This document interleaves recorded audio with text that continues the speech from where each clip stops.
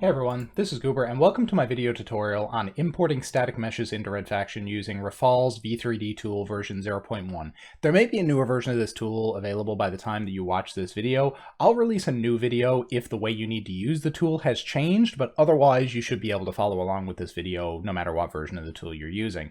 Now, before we dive into how to use the tool and what you would use the tool for, I just wanted to give you a little bit of historical context. So Rafalh is awesome, and his tool is actually the very first way to import static meshes into Redfaction without using the official Redfaction toolkit, which was released back in 2001.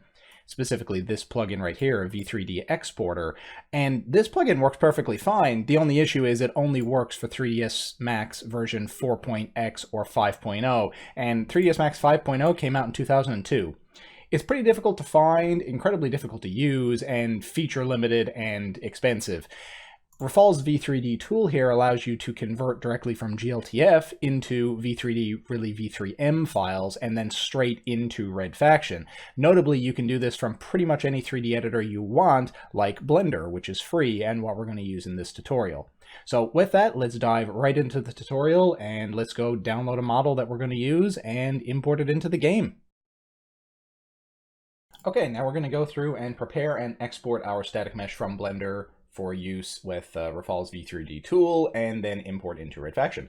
So you can go through and make your own mesh if you want. That's outside the scope of this tutorial. I'm not going to go through that, so we're just going to import a public domain mesh today. But again, feel free to use whatever you want. This is a low polygon health kit here that I found at opengameart.org. We're going to import this in place of the normal Redfaction health kit, but feel free to use whatever mesh you want. I'll put a link to this down in the description of the video if you want to follow along with me exactly though. So I'm going to get textures and obj.zip here. This is the format that the author distributed in. Notably, it doesn't really matter what your model format is here. As long as you can get it into Blender, you can export it as GLTF. It's just this guy put it as obj, so we're using obj. I'm going to extract both of these files here. Now, you're going to see healthkit.obj, healthkit.mtl, and healthkittexture.png. The mtl file is completely useless for us, so I'm going to go ahead and delete that. The obj file is our mesh. We're going to need that. This here is our texture. Now, if you're watching this tutorial, you probably already know this, but Redfaction can't import PNG files. So the first step of this is I'm going to convert this PNG file into a TGA file. I'm using Photoshop to do this. You can use a lot of other graphics editors to do this perfectly fine. I'm going to change this to a Targa. 24 bits fine. We don't have any alpha, and we should be good. Now I'm going to delete our PNG file because we no longer need that. So now we have our Redfaction ready texture, and we have our obj file, which we're going to import into Blender. So let's go over to Blender. This is our default Blender scene. We don't need any of this pre-canned stuff, so we'll go ahead and delete that. So delete our camera, select our cube here, hit the delete key, select light, hit the delete key, collection, hit the delete key. Now we have a fresh Blender scene, and we're ready to import our mesh. So we go File, Import, OBJ. We find our OBJ file. All of these default import settings are fine. We'll hit Import OBJ. First thing you're going to notice is this mesh is absolutely gigantic. Good rule of thumb, one of these squares in Blender units is roughly, actually no, I think it's exactly 1 meter in Redfaction. So this mesh here is basically the length of Warlords. Way too big for our health kit. So first thing we're going to do is go through and scale this down. So I think 0.02 was the right number when I tested this earlier. Yeah, that's good enough anyway. I'm going to change the rotation here just so it lays flat. This is the way that we want it to be spinning in game. And where you want your origin to be placed is going to depend on what you're using your mesh for. Where I'm using this for a pickup, I want the origin about in the center here, so when it spins around, it's going to look proper rather than it spinning around here. So I'm going to move my mesh over so that it's roughly centered. This doesn't really have to be exact. That looks good. Control A, apply all transforms. Now everything is applied. And when we import our mesh, it is going to spin around like this, which is what we want. Now let's go over into material mode here. So there's already a material applied to this. It's already UV unwrapped. The author did that for us, so that's perfect. You'll have to do this yourself, obviously, if it's your own mesh. We're going to change base color here to image texture because Redfaction V3D format does not support mesh textures. Mesh colors. So you actually have to use textures. Image texture, open. V3D Tool directory, I'm going to import healthkit texture.tga, which is the file we just made.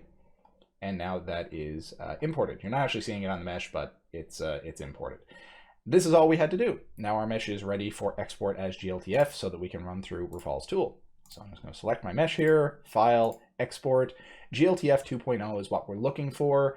I'm told that this is a new option in the newer versions of Blender. So if you don't have this option here, you've had Blender downloaded for a while, maybe go download the latest version and then you should have this option. Okay, we are now in our V3D Tool directory, and GLTF embedded is what we're going to change the format here to. All of these default import options are fine. If these defaults are changed for you for some reason, you might want to replicate what I've got here just so that you can follow along. The really important part here is that we change this to GLTF embedded instead of binary. I'm just going to name this healthkit01.gltf and export it. That's going to take a second to export. Once it's done, which it already is, health01.gltf we have here, and now we are ready to run through rafalh's tool. Next step, we're going to download rafalh's V3D Tool version 0.1. Now, like I said earlier in the video, if there's a newer version of this tool available, unless there's a new version of this video available, you should be able to follow along with that version of V3D Tool, no problem. I'm going to download V3D Tool here from faction files. I'll put a link to this down in the description.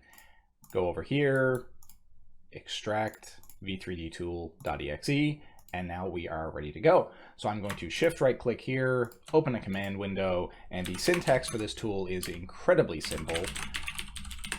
It's just v3dtool.exe, health01.gltf, and then our export file name, whatever we want it to be named. So I'm just going to do health01.v3m for right now. Hit enter, runs through the tool really quick, comes back with health01.v3m. Now, because we're importing this as a health kit in Red Faction, I'm just going to name this to the same file name of the default health kit in Red Faction, which actually I can find here in meshes.vpp. So if you're ever curious what a file name is, if you're trying to replace something, open up meshes.vpp in Descent Manager VPP Viewer, which I'll also put a link to down in the description. I believe this is Power Up. Yeah, Power Up Health Pack 01.v3m. So I'm just going to name this to that, Power Up Health Pack 01.v3m. Here we go. Now we are ready to bring this into the game.